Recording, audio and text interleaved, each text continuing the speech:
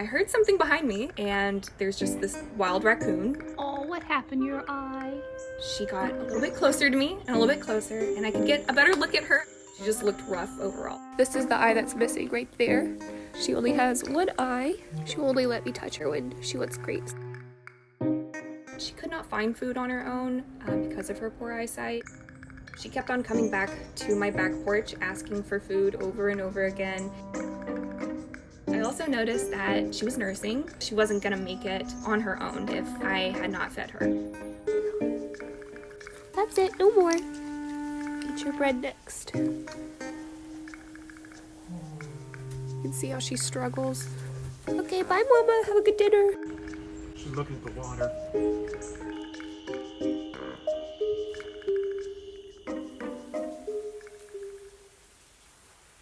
2 weeks later, the mom brought me the babies. Take it, baby. It's okay. I'm gonna put it right here. Oh my God, I'm such a proud grandma. The bond really came when her babies were brought down from the tree. I got to see them and they were just the cutest things ever. Never seen her on top of my house. Oh my God. She's not really supposed to come in. Oh God. What are you doing up here?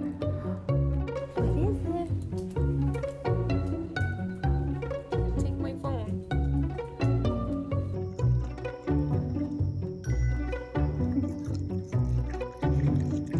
You're all dirty. I always know to be cautious around wild raccoons, but I'm just gonna do whatever I can. I felt so bad for her.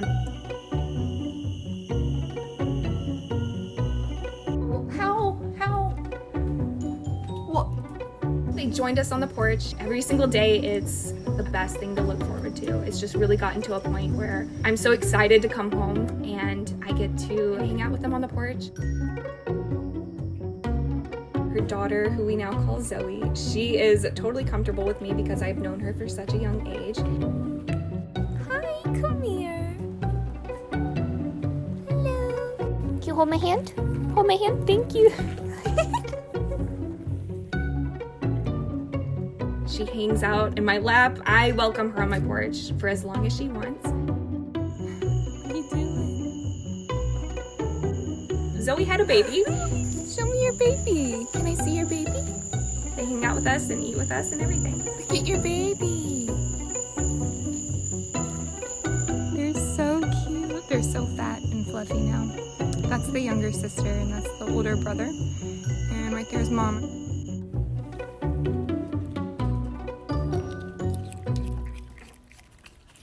A year and a half later, I'm so glad that Mama's still here. She was in a pretty bad shape when I first met her, but a year and a half later, she's still around and she's doing great. How cute.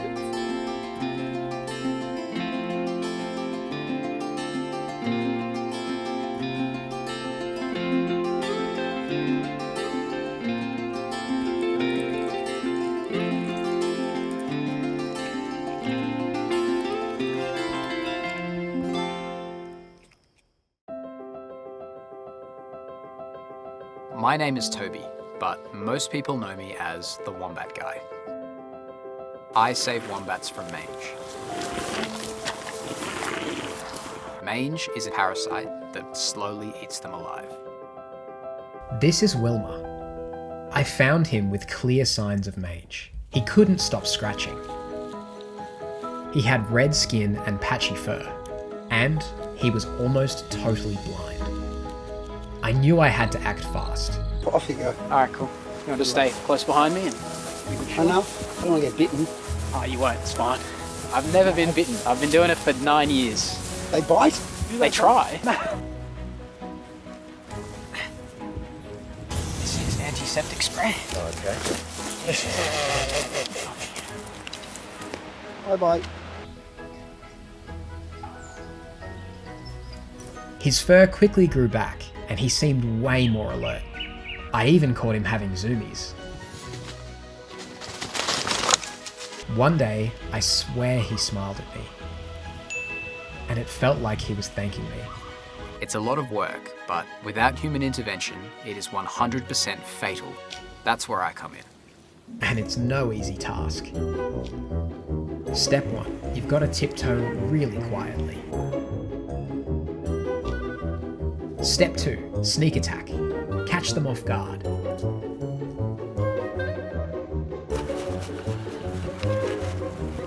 Step 3. Accidentally let them go.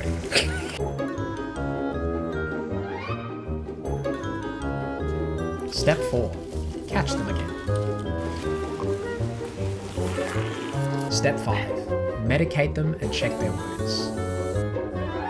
Finally, step 6. Release them back into the wild.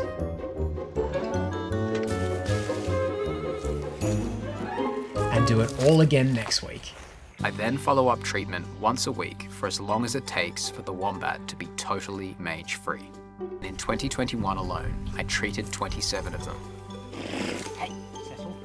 There's nothing more rewarding than watching these zombie wombats regrow their hair, regain their vision, and go back to being nocturnal.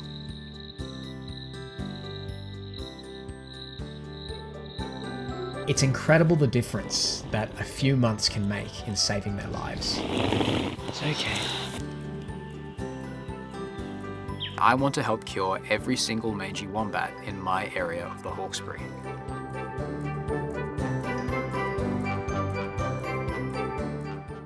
There's no need to hurry.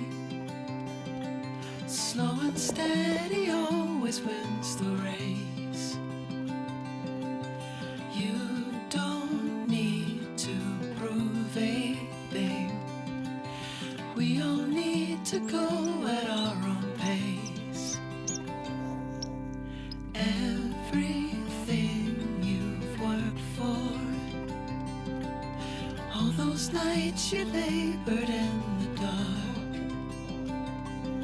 and I never once heard you complain.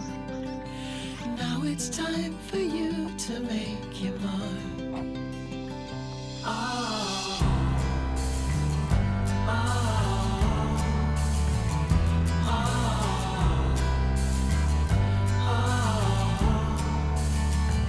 oh, all we can do,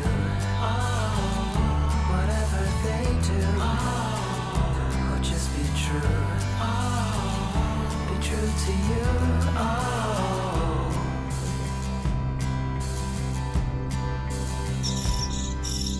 You deserve the best from life. In 100 years, they'll still recall your name. Oh, the only thing I ask of you is you remember who you are and why you came.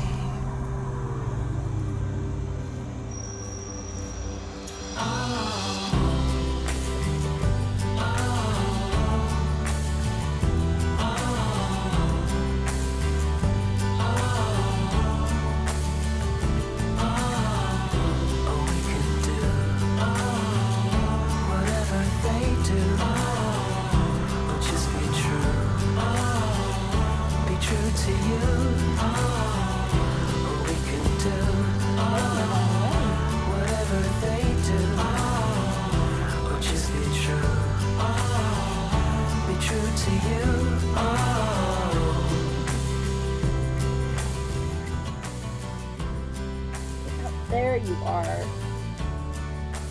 You goofy. You goofy thing. You're supposed to go off into the wild, not keep back and biting my fingers.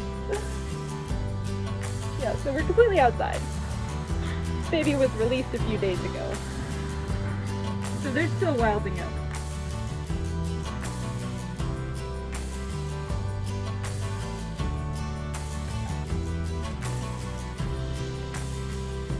Come on, woo! Good boy! Look who's at my door.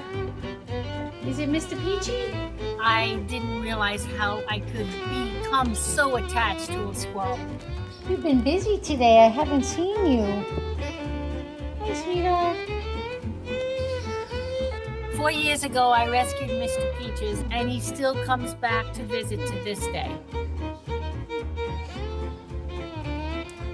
Okay, little boy. He knows when it's playtime. Steve and I'll come after a day's work and sit outside and play with him, and he'll get a butt rub. And he kisses me, so I guess he knows he's loved. Is that you, Mr. Peachy? It makes me smile every time I see him. Is that you? Here you go, sweetheart. Oh, it's you. Mr. Peaches is definitely a member of my family. Hello, Mr. Peachy. Come on in. Come on. Right up the leg. Let me get you some nuts. My daughter found a baby squirrel on our deck, and the mother was nowhere to be found. We knew that he needed help, and we started to feed him. Mr. Peaches lived in a little wicker drawer for the first 3 months, and then my father had made him a wooden pagoda that we hung from the ceiling because squirrels feel safest when they're higher. Good morning. Good morning. He made himself a nice little home inside that pagoda. As Mr. Peaches got older, he became very playful, and he ended up making a hole in our sunroof. So we made a frame around it, and we call it the squirrel hole. There you go, Bubba. Come on. Come on down. He knows that he's always welcome to come in. He knows where his nuts are kept. He comes in, jumps right up, grabs his nuts, and then leaves again.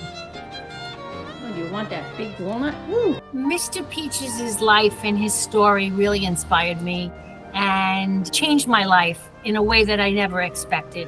A lot of his little fans said to me, you know, you should write a book. The story is so sweet. And so I sat down and I wrote a book. The news of me rescuing Mr. Peaches got out there, and I got a nickname, the Crazy Squirrel Lady. And shortly after that, I was contacted and subsequently rescued 2 more squirrels. I think that if Mr. Peaches didn't love us and feel comfortable here, he wouldn't keep coming back. He would have moved on. But he keeps coming back and deciding to share his life with us, which we are grateful for.